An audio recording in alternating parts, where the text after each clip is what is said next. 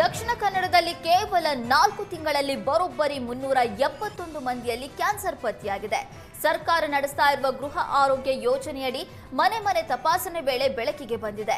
ಜಿಲ್ಲೆಯ 183 ಜನರಲ್ಲಿ ಬಾಯಿ ಕ್ಯಾನ್ಸರ್, 123 ಮಂದಿಯಲ್ಲಿ ಸ್ತನ ಕ್ಯಾನ್ಸರ್ ಹಾಗೂ 65 ಮಂದಿಯಲ್ಲಿ ಗರ್ಭಕಂಠದ ಕ್ಯಾನ್ಸರ್ ದೃಢವಾಗಿದೆ. ಜಿಲ್ಲೆಯ ಒಟ್ಟು ಜನಸಂಖ್ಯೆ 30% ಮಂದಿಯಲ್ಲಿ ವಿವಿಧ ರೋಗಗಳು ಕಾಣಿಸಿಕೊಂಡಿವೆ. ಸದ್ಯ ವೆನ್ಲಾಕ್ ಆಸ್ಪತ್ರೆ ಆವರಣದಲ್ಲೇ ಕ್ಯಾನ್ಸರ್ ಚಿಕಿತ್ಸಾ ಘಟಕ ಸ್ಥಾಪಿಸುವುದಕ್ಕೆ ಒತ್ತಾಯ ಕೇಳಿಬಂದಿದೆ.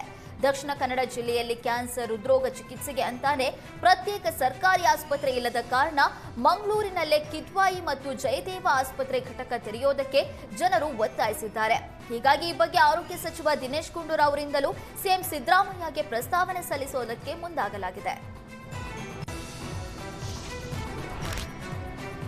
ರಾಯಚೂರಿನಲ್ಲಿ ಅಧಿಕಾರಿಗಳು ಟ್ರೇಡ್ ಲೈಸೆನ್ಸ್ ಇಲ್ಲದೆ ವ್ಯಾಪಾರ ಮಾಡ್ತಾ ಇದ್ದ ಹೋಟೆಲ್, ಬಾರ್ ಅಂಡ್ ರೆಸ್ಟೋರೆಂಟ್ಗಳ ಮೇಲೆ ದಾಳಿ ನಡೆಸಲಾಗಿದೆ.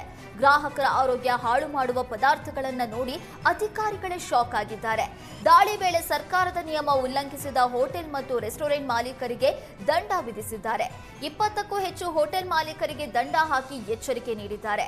ದಾಳಿ ವೇಳೆ ನಿಷೇಧಿತ ಬಣ್ಣ ಬಳಕೆ ಮಾಡಿ ಕಬಾಬ್, ಹಳಸಿದ ಆಹಾರ ಪದಾರ್ಥಗಳು, ಕೊಳೆಯುವ ಹಂತದ ತರಕಾರಿ ಪತ್ತೆಯಾಗಿದೆ. ಹೋಟೆಲ್ಗಳಲ್ಲಿ ಗೃಹ ಬಳಕೆಯ ಸಿಲಿಂಡರ್ಗಳನ್ನು ಬಳಸದಂತೆ ಹಾಗೂ ಶುಚಿತ್ವವನ್ನು ಕಾಪಾಡುವಂತೆ ಎಚ್ಚರಿಕೆ ನೀಡಲಾಗಿದೆ. ಪವನ ಯಂತ್ರಗಳಿಂದ ವಿದ್ಯುತ್ ಉತ್ಪಾದನೆ ಹೆಸರಲ್ಲಿ ರೈತರಿಗೆ ವಂಚನೆ ಮಾಡಿರುವ ಆರೋಪ ಕೇಳಿಬಂದಿದೆ. ಕಲಬುರಗಿಯ ಆಳಂದ ತಾಲೂಕಿನಲ್ಲಿ 64 ಪವನ ಯಂತ್ರಗಳ ಸ್ಥಾಪನೆಗೆ ಖಾಸಗಿ ಕಂಪನಿಗಳು ಮುಂದಾಗಿವೆ. ಜಮೀನು ಖರೀದಿಯಲ್ಲಿ ರೈತರಿಗೆ ತಾರತಮ್ಯ ಮಾಡಿರುವ ಕಂಪನಿಗಳು ಒಂದು ಕಡೆ ಎಕರೆಗೆ 30 ಲಕ್ಷ ನೀಡ್ತಾ ಇದ್ರೆ ಇನ್ನೊಂದು ಕಡೆ 6 ಲಕ್ಷ ನೀಡ್ತಾ ಇವೆ.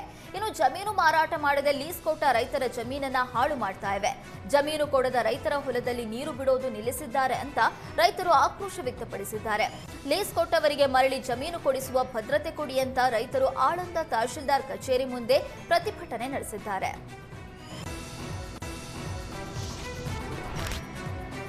ಉಡುಪಿಗೆ ಲಕ್ಷಾಂತರ ಪ್ರವಾಸಿಗರು ಬರ್ತಿದ್ದಾರೆ. ಅದರಲ್ಲೂ ಕೃಷ್ಣ ಮಠಕ್ಕೆ ಈ ಬಾರಿ ಪ್ರವಾಸಿಗರ ದಂಡೆ ಹರಿದು ಬರ್ತಿದೆ.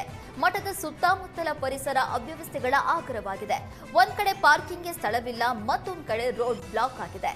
ಪ್ರತಿದಿನ ದೇವಾಲಯದಲ್ಲಿ ಸಾವಿರಾರು ಜನರಿಗೆ ಊಟೋಪಚಾರ ನಡೀತಾ ಇದ್ರೆ ದರ್ಶನಕ್ಕೆ ಕಿಲೋಮೀಟರ್ ಗಟ್ಟಲೆ ಕ್ಯೂ ನಿಲ್ಲುವಂತಾಗಿದೆ. ಕೃಷ್ಣ ಮಠಕ್ಕೆ ಪ್ರಧಾನಿ ಮೋದಿ ಭೇಟಿ ನಂತರ ಮಠಕ್ಕೆ ಬರುವ ಭಕ್ತರ ಸಂಖ್ಯೆಯಲ್ಲಿ ಮತ್ತಷ್ಟು ಹೆಚ್ಚಳವಾಗಿದೆ. ವರ್ಷಾಂತ್ಯದಲ್ಲಿ ಉತ್ತರ ಭಾರತದಿಂದಲೂ ಭಕ್ತರು ಬರ್ತಿದ್ದಾರೆ.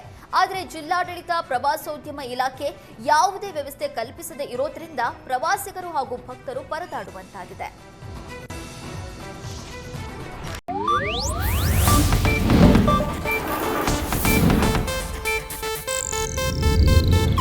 ಇದು ಏಷ್ಯಾನೆಟ್ ನ್ಯೂಸ್ ನೆಟ್ವರ್ಕ್ ಪ್ರಸ್ತುತಿ.